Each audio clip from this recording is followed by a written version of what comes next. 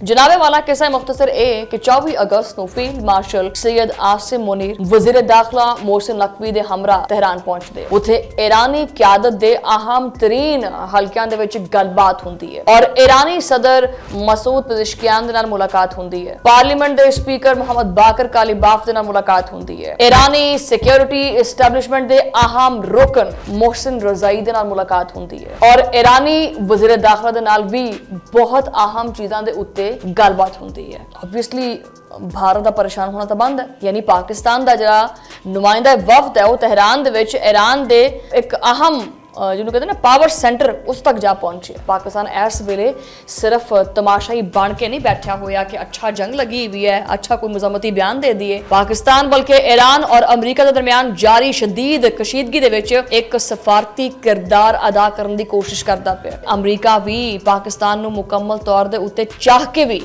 नजरअंदाज नहीं कर सकता जिस तरह अमरीका जो ना वो मोदी नूं नजरअंदाज करता है। गल बड़ी साफ जी है, पाकिस्तान जो ना वो भारत तरह जो ना वो अपना कम अकली का इस्तेमाल नहीं करता पिया। पाकिस्तान मुख्तलिफ ताकतां दे नाल बैक वक्त गल करता पिया और इनू असल च जियोपॉलिटिक्स कहंदे हैं।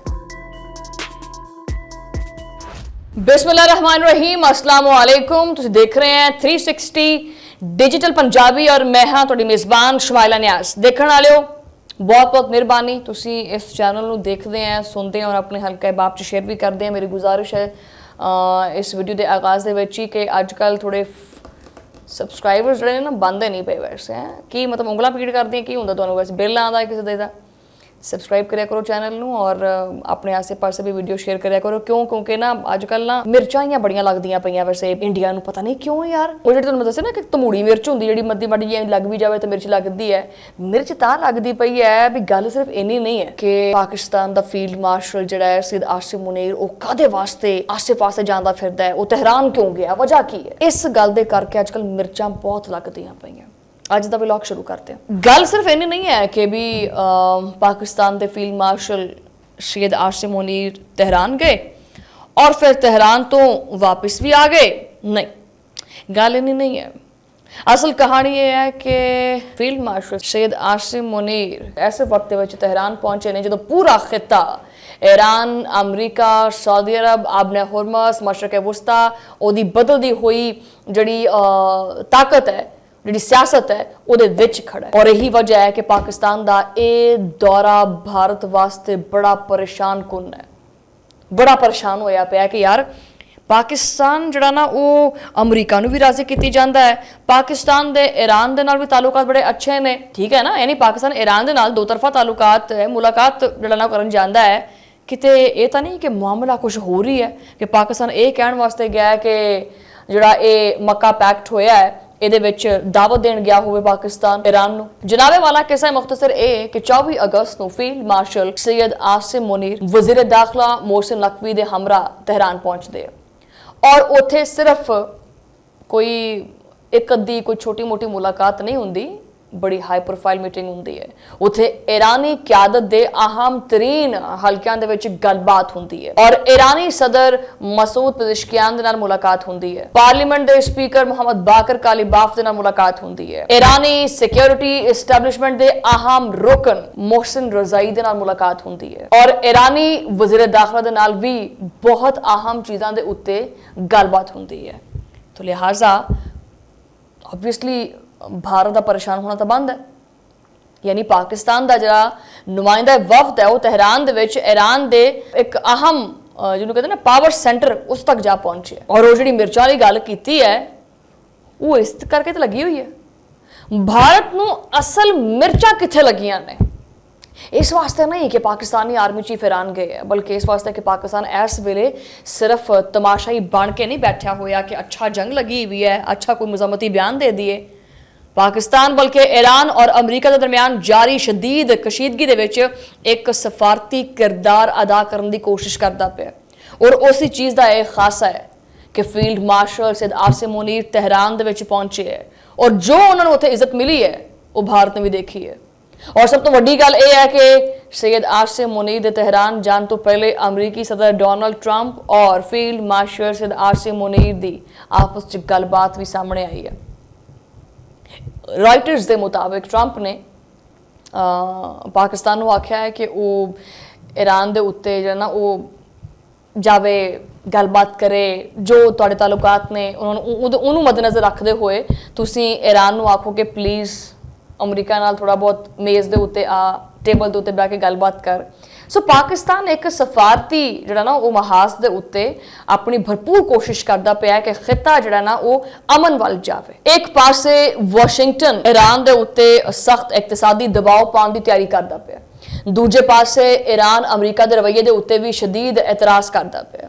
तीसरे पासे जी आबना हुरमज़ की सूरत हाल है वो तुहाडे सामने है। आलमी तजारत और तेल की सप्लाई जी है वो इंतहाई खतरनाक बन चुकी है। और ईवन क्या पिछले दिनों जो ना वो ईरानी मीडिया के उत्ते डोनाल्ड ट्रंप के पुत्र नूं जो ना वो टारगेट करने की एक पूरी वीडियो जारी हुई है कि किस तरह टारगेट करना है। और इस तरह के हालात के विच पाकिस्तान का फील्ड मार्शल फिर भी तेहरान पहुँचता है ताकि मामले नूं सिद्धा पद्धरा किया जाए। इत्थे सवाल बनता है, तुहाडे ज़हन च आंदा होएगा कि पाकिस्तान नूं इस सारे मामले दे विच आखिर क्यों इन्नी अहमियत मिलती पई है। वजह देखो, जवाब सादा है, बड़ा आसान जिहा है। पाकिस्तान ईरान का हमसाया है और पाकिस्तान की ईरान के नाल एक तवील लंबी एक सरहद हैगी है।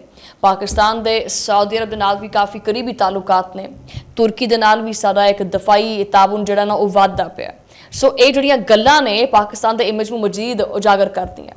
दूजे पासे अमरीका भी पाकिस्तान नूं मुकम्मल तौर के उत्ते चाह के भी नज़रअंदाज नहीं कर सकता, जिस तरह अमरीका जिहड़ा ना वो मोदी नूं नज़रअंदाज करता है। यानी पाकिस्तान के कोले वो जोग्राफियाई और सफारती पोजिशन हैगी है जिहदे करके वो मुख्तलिफ महाज़ां दे उत्ते मुख्तलिफ फरीकां दे नाल गलबात करन दी जरूरत और हैसियत रखता है।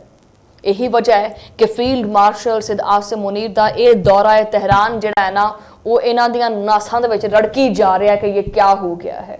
और वैसे भी फील्ड मार्शल सिद आसिम मुनीर तो ये वैसे ही बड़ा खौफ खांदे है, क्योंकि मार्का हक दे विच शिकस्त जिहड़ी है ना वो जिहड़ी हुई है वो किहदे करके हुई है, वो किहदी हिकमत अमली दे करके हुई है। बहरहाल अगर पाकिस्तान एक पासे सऊदी अरब और तुर्की दे नाल अपना दफाई ताउन वधांदा है और दूजे पासे ईरान दे नाल बराह रास्त अपने राबते रखदा है और तीसरे पासे अमरीका दे नाल भी आला सतह दे उत्ते राबते रखदा है, तां इहदा मतलब यही है कि पाकिस्तान खित्ते दे विच एक अहम किरदार दे वल वधदा पिया। यानी गल बड़ी साफ जी है कि पाकिस्तान किसी लॉबी का हिस्सा नहीं बनता पिया।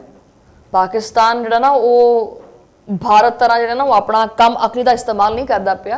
पाकिस्तान मुख्तलिफ ताकतों के नाल बैक वक्त गल करता पिया और इनू असल च जियो पॉलिटिक्स कहते हैं, जो जियो पॉलिटिक्स भारत दे कोले कोई भी नहीं है। भारत सिर्फ इस दौरे नू बुनियाद बना के अपने मीडिया से चलाता पिया कि ओह पता नहीं क्या चल रहा है, पता नहीं क्यों फील्ड मार्शल सिद आसिम मुनीर जो है वो तेहरान पहुँच गए हैं, क्यों बई तुहानू क्यों इन्ना फरतलू पिया होया है, ईरान दे नाल पता नहीं की गलबात हुई है, सऊदी अरब के हवाले ना पता नहीं की पैगाम दिता गया है। बाकायदा ये खबर चलदियां पईयां ने इंडियन मीडिया के उत्ते कि पता नहीं field marshal Syed Asim Munir Tehran पहुंचे है, पता नहीं उत्थे की गलबात हुई है, उत्थे सऊदी अरब बारे च की गलबात हुई है।